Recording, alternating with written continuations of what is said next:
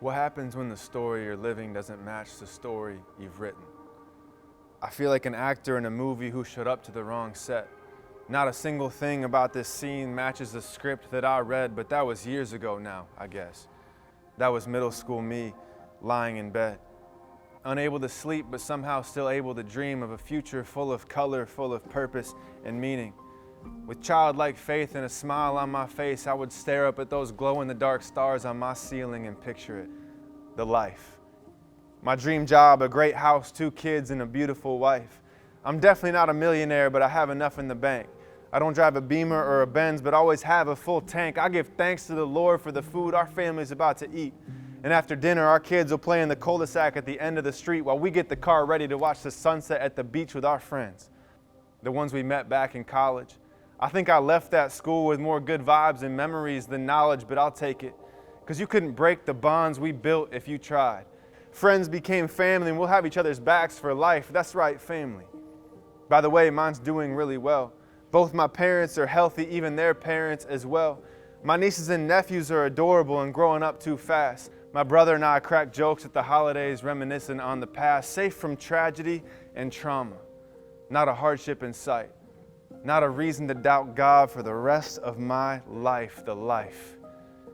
I told you it was good. Or at least it was supposed to be. Because now my life is haunted by a 14-letter word, one that middle school me would have never understood: disappointment. What happens when you wake up and realize the story you're living doesn't match the story you've written? What happens when reality is drastically different from your dreams? When you envisioned a life full of color, but black and white is all you're seeing? When you got the promotion you prayed for, but not the purpose and meaning? What about when you open your bank account and you can't pay rent, and the pastor says trust God as if you haven't already been? What about when your girlfriend dumps you or your husband walks out? Or when everyone's been telling you that you're beautiful, but you still can't find a spouse? Or how about when the ones you thought you could count on don't have your back at all? And instead of healing your open wounds, they choose to pour in some salt. God, is this my fault? That's the question sitting deep beneath the surface. Nervous on some level, my dreams are dying because I deserve it. I still go to church and give God lip service, but I'm done praying. I don't want to bother my father because I bet he's got better things to do than listen to me complain that I wasn't married by 22, or tell him how I feel like he's barely come through on all the hopes I had when I was a kid praying in my room. I don't want to tell him how I feel like he didn't protect me, that he led me to people who would disrespect and reject me. I'm still accepting how all the death in my life is affecting my ability to reflect the light I'm always professing changed me. Because lately, it feels like it hasn't.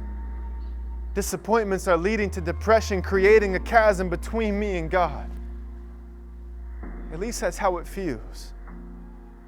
But something deep within my soul fundamentally believes that isn't real. What if disappointments point to something beyond what we can see?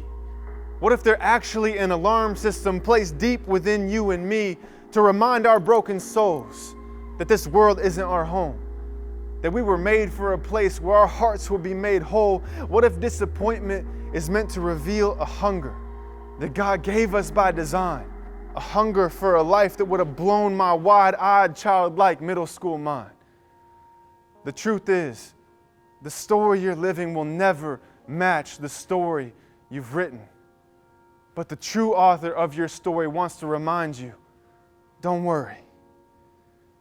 Your story isn't finished.